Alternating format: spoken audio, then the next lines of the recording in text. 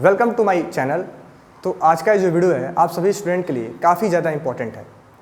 जैसा कि आप सभी बच्चों का क्लास 8 का एग्ज़ाम अब ख़त्म हो चुका होगा, आपके अब फाइनल रिजल्ट आने वाले हैं और जो आपका अगला क्लास है वह है क्लास 9th। और जो क्लास 9th है ये एक बहुत ही इम्पॉर्टेंट क्लास है आप सभी बच्चों के लिए, क्योंकि इस क्लास से ही आपकी अब अपनी एक नई लाइफ कहिए तो स्टार्ट होती है। अब जो ये क्लास है ये आपकी लाइफ में बहुत ही इंपॉर्टेंट रोल प्ले करता है। इसके बारे में हम लोग कुछ जान लेते हैं कि क्यों क्लास 9th हमारे लिए बहुत ही ज़्यादा इंपॉर्टेंट है। क्यों, देखिए कि जो अभी तक जो भी आपने क्लास में, चाहे आप क्लास 8 में थे, क्लास 7th पढ़ें, उसमें आपको कुछ जो भी चीज़ें पढ़ाई गई वो सारी चीज़ें क्या थी, तो बेसिक्स थी। बेसिक्स कहने का मतलब कि जो आपको आगे पढ़ना है 9th में, 10th में, 11th या फिर 12th में, उन सभी चीज़ों का एक बेसिक टर्म था। लेकिन जो आपका क्लास 9th है, अब यहाँ से आपकी असली कहानी कह सकते हैं कि शुरू होती है। अब यहाँ से हमें हर एक चीज़ों को काफ़ी डिटेल में पढ़ना होगा, काफ़ी डिटेल में सीखना होगा। जो चैप्टर आप क्लास 9th में पढ़ेंगे सेम वही चैप्टर उसी से रिलेटेड आपको मिलेगा क्लास 10th में, उसी से रिलेटेड मिलेगा 11th में और उसी से रिलेटेड मिलेगा क्लास 12th में। यानी अगर आपका क्लास 9th में ही बेस कमज़ोर हो जाए, कहने का मतलब अगर आप क्लास 9th अच्छे से नहीं पढ़ते हैं तो आपके आगे जो आपके आने वाले क्लासेस हैं class 10th, 11th and 12th, उन सब की पढ़ाई आपकी डिस्टर्ब हो जाएगी। यानी उन सब में आपको काफ़ी ज़्यादा प्रॉब्लम फेस करना पड़ेगा। तो इसलिए हम लोग कोशिश करें कि जो हम लोग आने वाला क्लास 9th है इसमें हम लोग अपनी प्रिपरेशन काफ़ी अच्छे से करें और बहुत अच्छे से अपनी पढ़ाई को करें। जो कुछ भी पढ़ें काफ़ी डिटेल में पढ़ें, ठीक है। तो आज इस वीडियो में हम लोग जानेंगे कि हम लोग का जो क्लास 9th का मैथ्स है उसका सिलेबस क्या है। आप सभी का जो क्लास 9th का एग्ज़ाम हो रहा है, अब इसको दो टर्म में डिवाइड कर लिया गया है, टर्म 1 एंड टर्म 2। तो इसी के अकॉर्डिंग हम लोग जानेंगे कि टर्म 1 और टर्म 2 में हम लोग आखिर कौन कौन से चैप्टर को हमें टर्म 1 में पढ़ना है और किस चैप्टर को हमें टर्म 2 में पढ़ना है।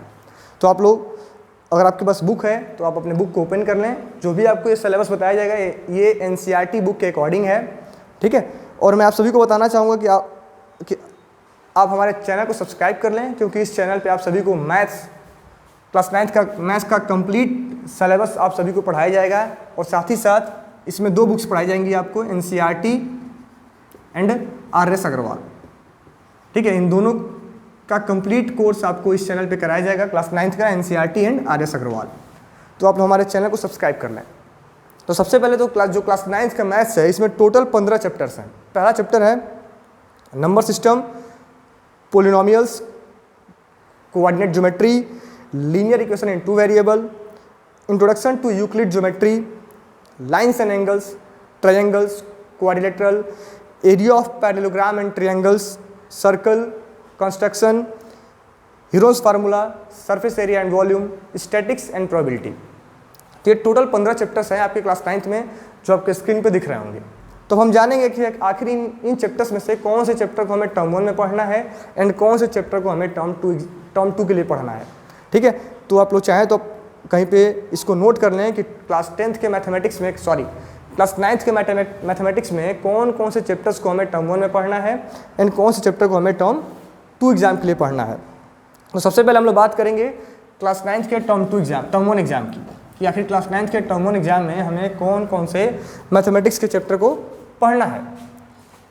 तो क्लास 9th के टर्म 1 एग्जाम में मैथ्स के जो आपका पहला चैप्टर आ रहा है वो है चैप्टर नंबर 1, नंबर सिस्टम। ये आपका चैप्टर आ रहा है नंबर सिस्टम, जो आपका पहला चैप्टर है। चैप्टर का नंबर मैं नोट कर रहा हूँ, चैप्टर नंबर 1, ठीक है। देन जो अगला चैप्टर आ रहा है आपके एग्जाम में वो है लीनियर इक्वेशन इन 2 वेरिएबल। कौन सा है, तो लीनियर इक्वेशन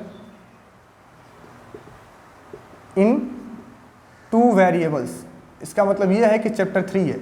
चैप्टर 3 आपके टर्म 1 एग्जाम में है, चैप्टर 2 आपके टर्म 1 एग्जाम में नहीं है, वो किस में है, टर्म 2 में। यानी कि जो पोलिनोमियल है वो आपके टर्म 2 एग्जाम में पूछा जाएगा आपसे। देन अगला चैप्टर इसमें चैप्टर कोऑर्डिनेट ज्योमेट्री। कौन सा है, कोऑर्डिनेट ज्योमेट्री। कोऑर्डिनेट ज्योमेट्री ये भी किसमें है आप सभी के, तो कोऑर्डिनेट ज्योमेट्री जो है आपका ज्योमेट्री, ये भी आपके टर्म 1 एग्जाम में है। देन चैप्टर 4 है, कौन सा है, जो चैप्टर 4 है आपका lines and angles, lines and angles, इसको आप लोग टिक कर लेंगे, लाइन्स एंड एंगल्स, एनसीईआरटी का चैप्टर 6, एनसीईआरटी का ये चैप्टर 6 लाइन्स एंड एंगल्स, ये भी आपके टर्म 1 एग्जाम में है। देन 5वां है ट्राइंगल्स, ये भी आपके टर्म 1 एग्जाम में है, चैप्टर नंबर 7 एनसीईआरटी का। कौन सा है? ट्रायंगल्स, ये भी आपका टर्म 1 एग्जाम में है। देन अगला है चैप्टर 12 जो हेरोन्स फार्मूला, हेरोन्स फार्मूला, ये भी आपका टर्म 1 एग्जाम में है, चैप्टर 12 है, ठीक है। देन आखिरी चैप्टर है आप सभी का चैप्टर 14 स्टैटिक्स, स्टैटिक्स जो चैप्टर 14 है ये भी आपके टर्म 1 एग्जाम में है। यानी कहने का मतलब जो 15 आपके चैप्टर्स थे उनमें से जो 7 चैप्टर हैं वो आपके टर्म 1 एग्जाम में आ रहे हैं क्लास 9th के। Number system, linear equation in 2 variable, coordinate geometry, lines and angles, triangles, Heron's formula and statics, ठीक है। देन टर्म 2 एग्जाम में जो आने वाले चैप्टर हैं वो है आपका चैप्टर नंबर, यहाँ मैं नोट कर दे रहा हूँ, टर्म 2 एग्जाम में जो आने वाले चैप्टर हैं ये टर्म 2 एग्जाम का है। टर्म 2 में है जो पहला है वो पोलिनोमियल्स, यानी कि एनसीईआरटी का चैप्टर नंबर 2 पोलिनोमियल्स, यह है चैप्टर नंबर 2, ठीक है। देन आ रहा है क्वाड्रिलेटरल्स, क्वाड्रिलेटरल्स, यानी कहने का मतलब कि एनसीईआरटी का चैप्टर 8, एनसीईआरटी का चैप्टर 8, ये देखिए चैप्टर नेम है, चैप्टर 2 चैप्टर 8, ठीक है। देन है सर्कल्स, यह है चैप्टर 10 एनसीईआरटी का। देन आपका है area of parallelogram, area of parallelogram, chapter 9, ये भी आपके टर्म 2 एग्जाम का सिलेबस है। देन 5वां चैप्टर है कंस्ट्रक्शन, कौन सा है?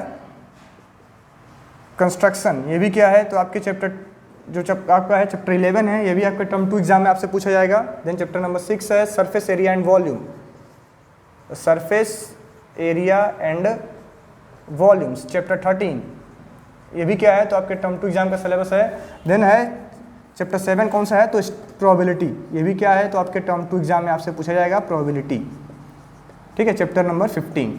तो ये आपका टर्म 1 का सिलेबस है और ये टर्म 2 का सिलेबस है। इसमें एक चैप्टर है यूक्लिड ज्योमेट्री जो आपसे किसी भी टर्म में पूछा जा सकता है, वो बेसिक नॉलेज के लिए होता है। तो ये आपका क्लास 9th का मैथमेटिक्स का सिलेबस है। अगर आपको लगता है कि ये चीज़ें आपके लिए यूजफुल हैं तो आप हमारे चैनल को सब्सक्राइब कर लें एंड वीडियो को लाइक कर दें।